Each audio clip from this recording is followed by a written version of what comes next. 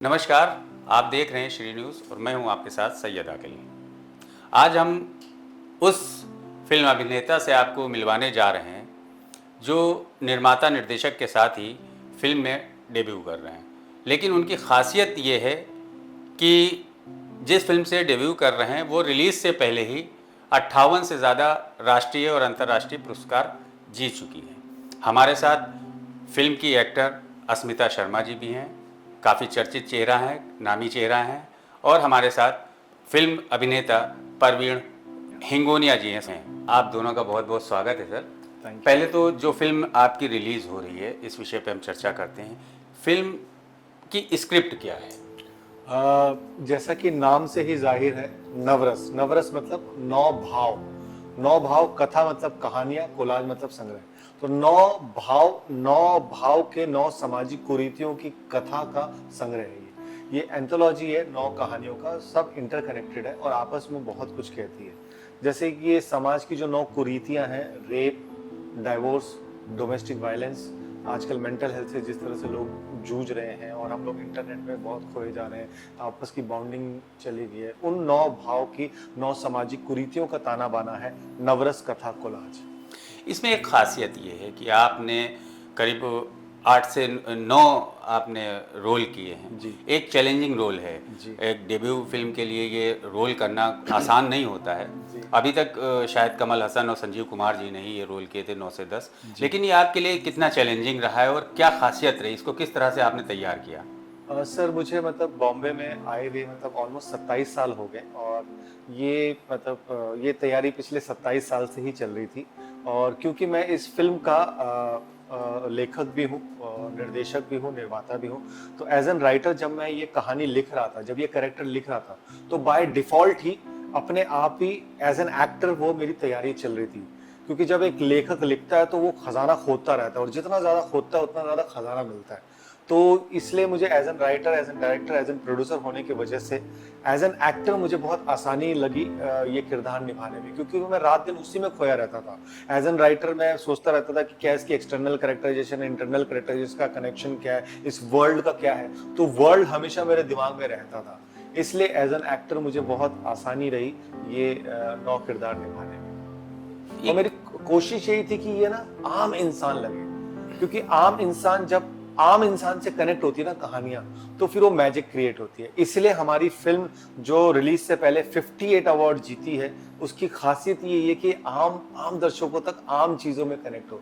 जैसे एक शांत रस की कहानी मैं आपको बताना चाहूंगा, उसमें पिता और पुत्र की कहानी, जिसमें पुत्र ने अपने पिता का नाम उसके मिसबिहेव, उसके बदतमीजी की वजह से, और एक बेटे ने अपने बाप का नाम रख दिया। व्हाट्सएप में जैसे लिखते हैं ना HMM, तो एक बाप की जर्नी है कि वो अपने बेटे के फोन से कैसे हटाए। तो ऐसी छोटी छोटी कहानियों का नुआंसेस का ताना बाना है। नमस्कार, आज के मुख्य समाचार। हमारे संवाददाताओं के अनुसार प्रातः 6 बजे कल वो ऐतिहासिक दिन होगा जिसका सबको बेसब्री से इंतजार है। हम तो नायक बनने आए यहाँ पर। अच्छा, कैरेक्टर आर्टिस्ट नवाजुद्दीन सिद्दीकी की तरह। अबे वो कैरेक्टर आर्टिस्ट नहीं है, हीरो है वो। हाँ, लेकिन लगता तो कैरेक्टर आर्टिस्ट ही है सर जी। अरे बच्चा पैदा करके कचरे में फेंक रहता है तो पैदा ही क्यों किया? कॉन्डम इस्तेमाल कर लेते। अब कहीं सुकून नहीं मिलता, ना रोने से, ना हंसने से, किसी भी चीज से नहीं। कोई सुन रहा है? कोई है जो एक माँ के दर्द को समझ इस सके? फिल्म का आइडिया आपको कैसे आया?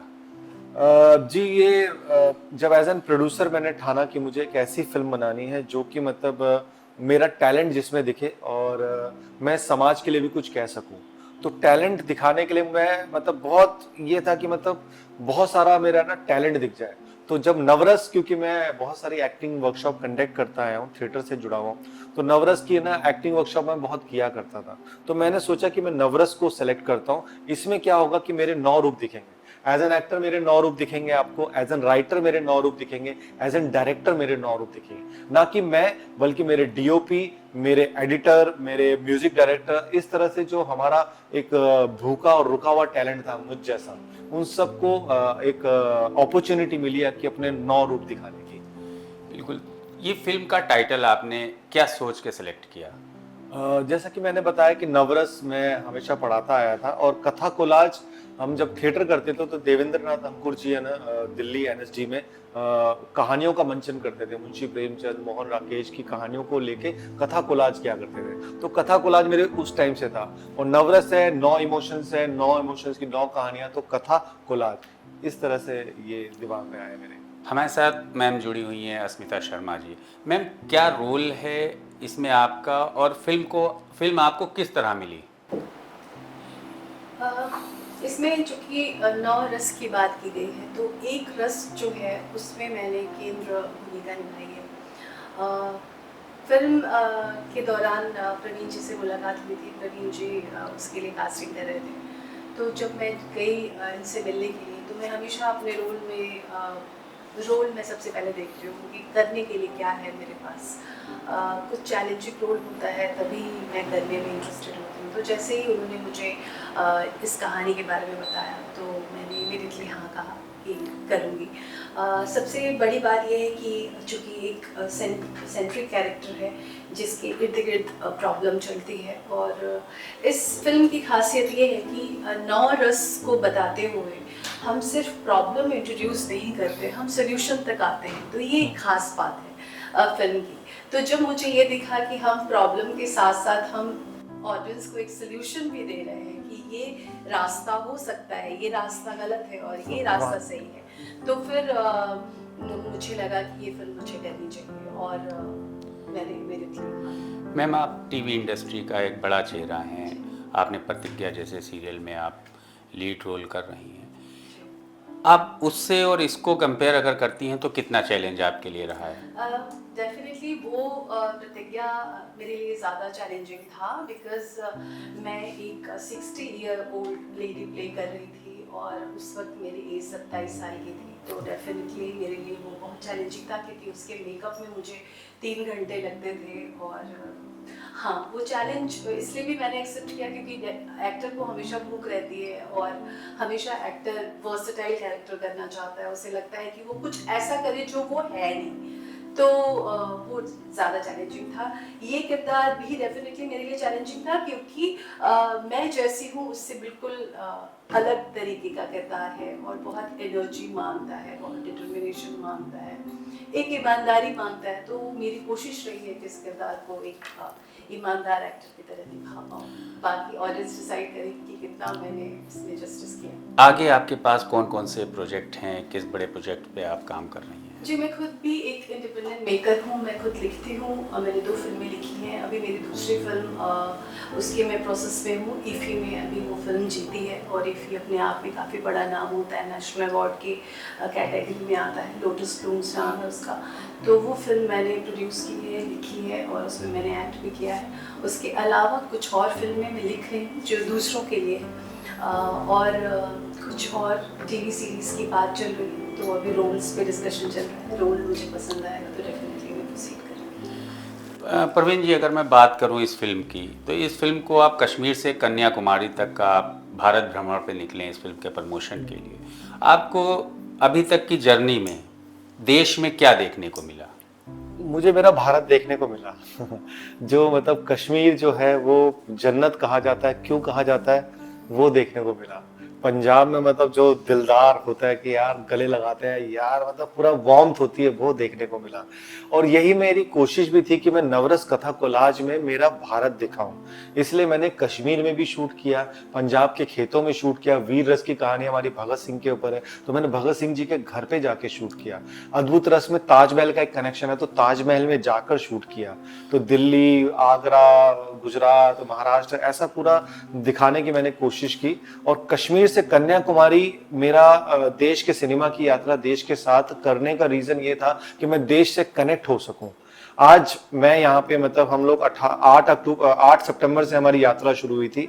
आज मैं आप लोगों के साथ लखनऊ में बैठा हूँ, तो मैं इतना प्यार लूटता जा रहा हूँ, इतना प्यार मुझे मिल रहा है मेरे देश से। लोग आशीर्वाद दे रहे हैं, लोग ग्रुप बना रहे हैं, ग्रुप में हमारे हौसले को सलाम कर रहे हैं। जो रेस्टोरेंट में हम खाना खाते हैं वहां पे भी लोग खाना खा रहे होते हैं, मैं बोर्ड लेके पहुंच जाता हूँ, ये बोर्ड है कि देखिए मैं फिल्म मेकर हूँ, मैंने फिल्म बनाई, आप हौसला दीजिए। और सब लोग इतना प्यार दे रहे हैं, मतलब मुझे ये सपने की राइड से लग रहा है। यही हमारे भारत की खूबसूरती है। और आपके चैनल के माध्यम से मैं एक रिक्वेस्ट करना चाहता हूँ, हम सब इंडिपेंडेंट फिल्म मेकर है और हम 18 अक्टूबर को हमारी फिल्म लेके आ रहे हैं। आप प्लीज हमें हौसला दीजिएगा, हमारे हौसले को सलाम कीजिएगा, हमारी पीठ थपथपाइएगा, ताकि हम जैसे फिल्म मेकर और हिम्मत कर सके आपके सामने आने में, क्योंकि आप देखेंगे तभी हमें हौसला मिलेगा बनाने का, आपको सेवा करने का, आपके सामने सिनेमा लाने का। फिल्म की बात अगर हम करें बजट की, जी, तो जैसा कि आपने बताया कि ज़्यादातर शूट आपने ओरिजिनल की है, मतलब सेट का यूज़ कम से कम आपने कम किया से है। कम, जी। तो कितने बजट की ये फिल्म होगी? देखिए, मैं बजट तो मतलब अभी वो सारी चीजें चल रही हैं, चैनल का प्रोसेस होता है, बस एक चीज बोलूंगा, ये कम में बम है। और जैसा कि मतलब इसको जैसे मैंने डिजाइन किया था, इसका जो थॉट मुझे आया था फिल्म डिजाइन करने का, वो अनुराग कश्यप सर से आया था। अनुराग भाई की गैंग्स ऑफ वासेपुर आई थी, तो उन्होंने एक है ना 1.5 घंटे की यूट्यूब में वो मेकिंग डाल रखी है। उन्होंने एक बात बोली थी कि जब मैं गैंग्स ऑफ वासेपुर डिजाइन कर रहा था, तब शूट करते हुए मुझे ऐसे लोग चाहिए थे जो लोग मुझे जानते हैं, जो लोग मुझे सपोर्ट कर सके। मुझे ये बात दिमाग में घर कर गई, और जब मैंने नवरत्न कथा कोलाज को मैं निकला पूरे भारत के लिए, तो मैंने ऐसी जगह ढूंढी जहां पे मैं शूट कर सकता हूं। जैसे आगरा, मेरे स्टूडेंट है पार्थ राणा, उनका खुद का रिसोर्ट है, तो वहां पे शादियां होती है। तो मैंने उनसे पूछा कि कब शादी होने वाली है, तो उन्होंने कहा कि नवंबर में 2 तारीख को सावे आ रहे हैं। तो हम 2 तारीख को ओरिजिनल शादी में जाके हमने गोरिल्ला शूट करते हुए हमने वो शूट किया। इस तरह से क्या हुआ, बजट फ्रेंडली हो गया। अदरवाइज आप उसका सेट लगाओ शादी का तो बहुत ज्यादा एक्सपेंस पहुंच जाता है। तो ऐसे ये मतलब दिल्ली में मेरे बड़े जिया जी पुलिस में है, तो मैंने उनसे सहायता ली, उनके घर पे शूट किया। तो ज्यादातर ये वर्जन लोकेशन पे शूट हुई है, और ऐसी लोकेशन पे शूट हुई है जहां पे दूसरा फिल्म मेकर शूट कर ही नहीं सकता। जैसे मेरी दीदी का घर वो देंगे नहीं। तो ऐसे है ना, इस तरह से ये है ना, ऐसी जगह, जैसे हम कश्मीर में भदरवा गए, वहां पर आज तक कोई फिल्म मेकर नहीं गया। जो आप ट्रेलर में देखते हैं पहला शॉट, वो भदरवा का है, हमारे कश्मीर का। काफ़ी बड़े स्टार से सजी हुई फिल्म है आपकी। लगभग कितने स्टार हैं, कौन कौन से बड़े चेहरे आपने लिए हैं इसमें? इसमें काफी बड़े चेहरे हैं, और सब लोगों को जब मैंने अप्रोच किया, उन्होंने दिल खोल के मेरा वेलकम किया, हमारी पीठ थपथपाई, हमारा हौसला बढ़ाया और शूट करने आए। जैसे शिवा चड्डा जी हैं इसमें, राजेश शर्मा जी हैं इसमें, पारिशोत त्रिपाठी हैं इसमें, रेवती पिल्ले हैं, दयानंद शेट्टी सर हैं इसमें, अतुल श्रीवास्तव जी हैं, शाहजी चौधरी हैं इसमें अलका अमीन जी है, अलका कौशल जी हैं, सुनीता राजवीर जी हैं इसमें, जयशंकर त्रिपाठी हैं, रूहाना खन्ना है, स्वर हिंगोनिया है। इस तरह से मतलब काफी, हर कहानी में 3 से 4 नोन फेस, ओटीटी के और बड़ी फिल्मों के फेसेस आपको इसमें देखने को मिल जाएंगे। आपने पुलिस की बात की, सेना आपकी फिल्म को काफी लाइक कर रही है, जो अभी तक उसके रिव्यूज आ रहे हैं। ऐसे क्या खासियत है? ऐसे खासियत यह है क्योंकि मतलब वो कश्मीर में सेवा कर रहे हैं, हमारी देश की सेवा कर रहे हैं, और वो इसलिए लाइक कर रहे हैं क्योंकि ये भी कहीं ना कहीं देश सेवा है। हम 9 सामाजिक कुरीतियों का अंत करने के लिए, क्योंकि सिनेमा बहुत प्रभावित करता है। मुझे भी 95 में जब मैं शाहरुख खान की फिल्म देखता था DDLJ और निकलता था, इतना प्रभावित करता था, ये सिनेमा है, एकदम से कनेक्ट करता है। तो सिनेमा की इतनी पावर होती है, उसी पावर को मैंने अच्छी कहानी के माध्यम से दिखाने की कोशिश की है। हमारी नवरस कथा कोलाज आपको हंसाएगी, रुलाएगी, गुदगुदाएगी, और रात को सोते वक्त आपको सोचने पर मजबूर करेगी। इसलिए सेना हमारी कोशिशों को, हमारी चीजों को बहुत पसंद कर रहा है, लाइक कर रहा है।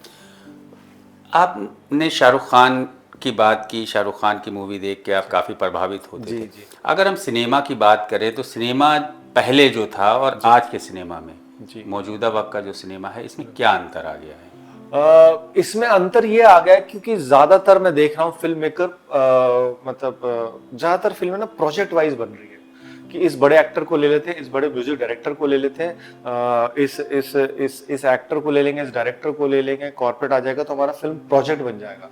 प्रोजेक्ट बनाने लोग, सिनेमा कम बना रहे हैं। जब मैंने ये ठाना कि नवरस कथा कोलाज बनानी है, तो ना मैंने लेफ्ट सोचा, ना राइट सोचा, ना फल की चिंता की। मैंने कहा आज जो है मेरे पास, मैं कर्म करता हूँ और एक अच्छा सिनेमा बनाता हूँ जो मेरे दिल में है।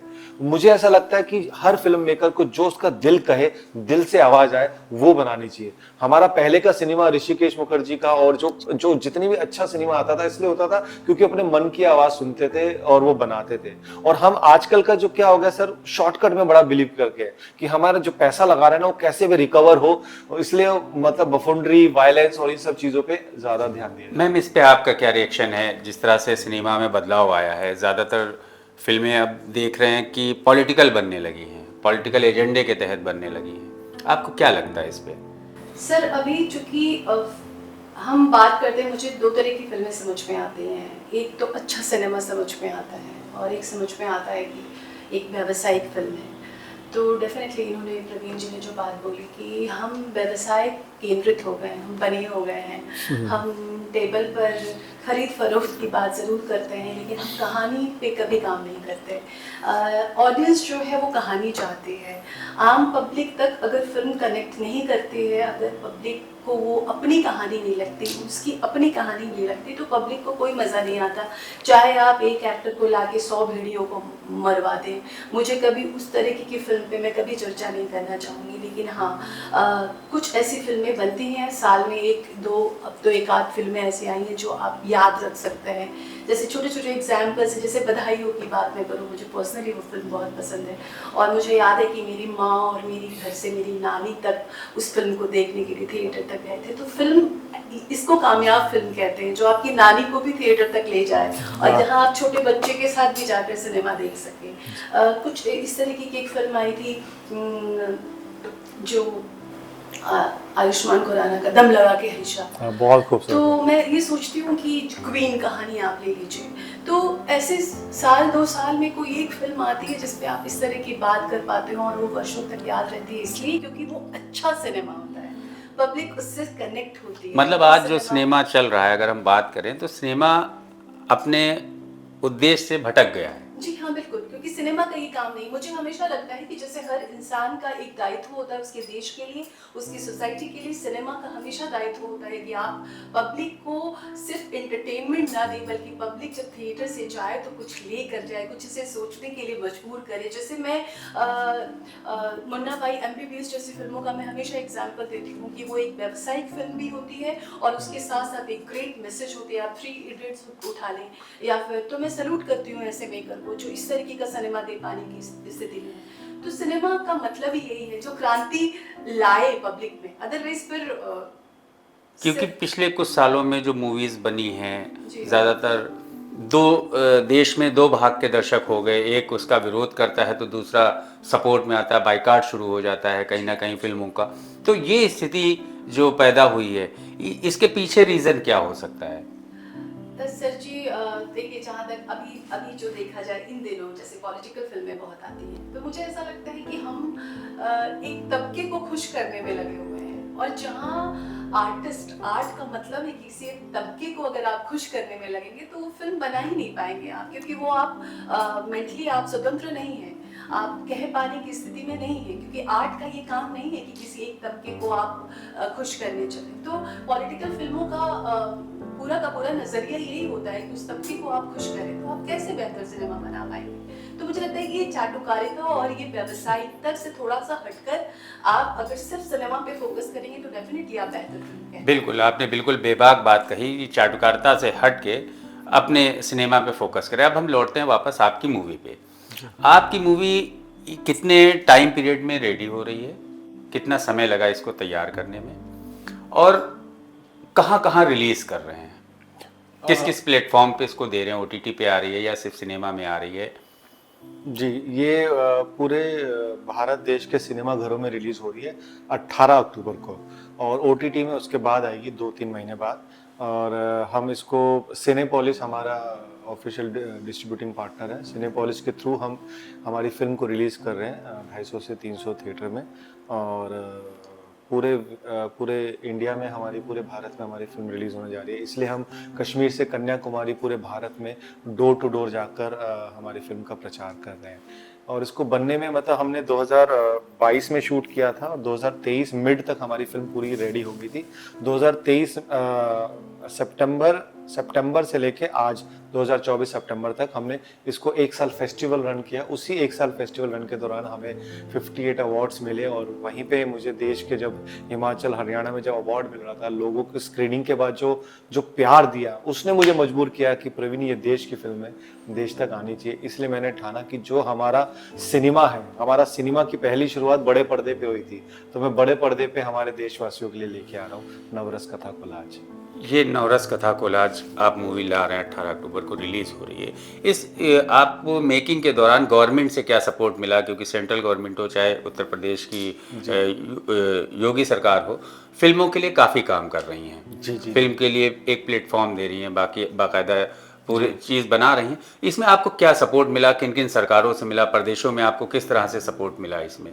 देखिए, वो जो एक तरीका होता है ना हमारा, जैसे गवर्नमेंट से अप्लाई करने का, हम उस दिशा में तो नहीं गए, क्योंकि अगर हर स्टेट का ऐसा होता है कि आपको 70% या 80% शूट वहीं पे करना होता है। जैसे हम यूपी की बात करें, बंधुआ फिल्म की, यहाँ पर ज़्यादातर इसलिए शूट होती है क्योंकि हम फिल्म मेकर को, प्रोड्यूसर को ना सहारा मिल जाता है, सब्सिडी मिलती है, यहाँ पे हम रोजगार देते हैं।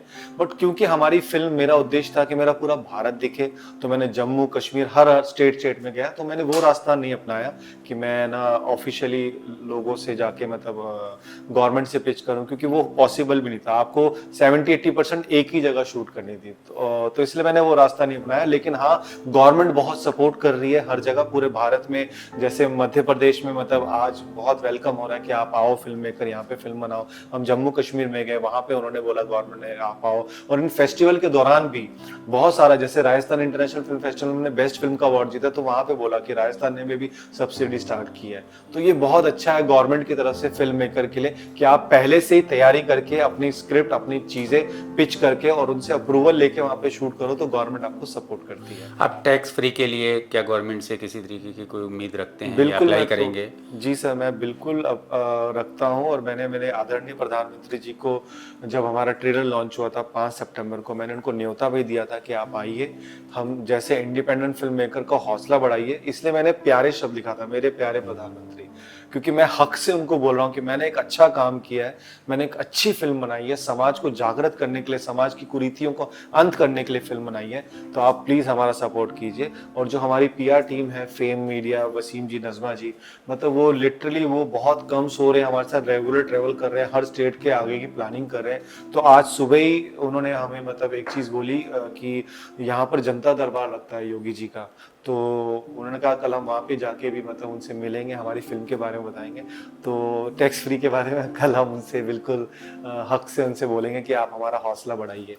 अच्छा, कार्यक्रम के अंत में हम आपसे अगर पूछना चाहें कि आपकी मूवी की एक लाइन में हम जानना चाहें कि मैसेज क्या दे रही है।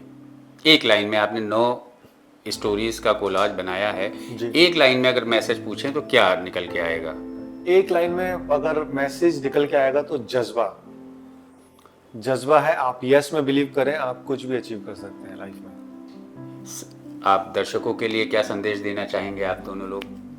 दर्शकों के लिए हम यही संदेश देना चाहेंगे कि मतलब ये बहुत ईमानदार कोशिश है, और ईमानदार कोशिश को आप सराहिए और इसको त्योहार की तरह बनाइए 18 अक्टूबर को, ताकि हम जैसे इंडिपेंडेंट फिल्म मेकर के रास्ते खोलें, हम और अच्छा सिनेमा लेके आए, और हमारे जैसे बहुत जो टैलेंट है उन टैलेंट को भी हौसला मिले, वो भी आए। मैं दर्शकों से बस यही कहना चाहूँगी कि फिल्म बनाना हमारा काम है, और फिल्म को देखना, उसको अप्रिशिएट करना आपका काम है, और आप ही फाइनल जज होते हैं फिल्म देखने के बाद। अब बॉल जो है वो आपके कोर्ट में है, और इस बॉल को जो है वो आप बहुत ऊंचा उछालिए ताकि आसमान तक जाए। Thank you. तो ये थे हमारे साथ परवीन हिंगोनिया जी और अस्मिता शर्मा जी, जिन्होंने फिल्म की तमाम खूबियाँ, तमाम तरीके, तमाम चीज़ें बताईं। दर्शकों से उम्मीद है कि फिल्म जो है हिट होगी, सुपर डुपर हिट होगी। इसी उम्मीद के साथ इस कार्यक्रम का अब समापन करते हैं। नमस्कार।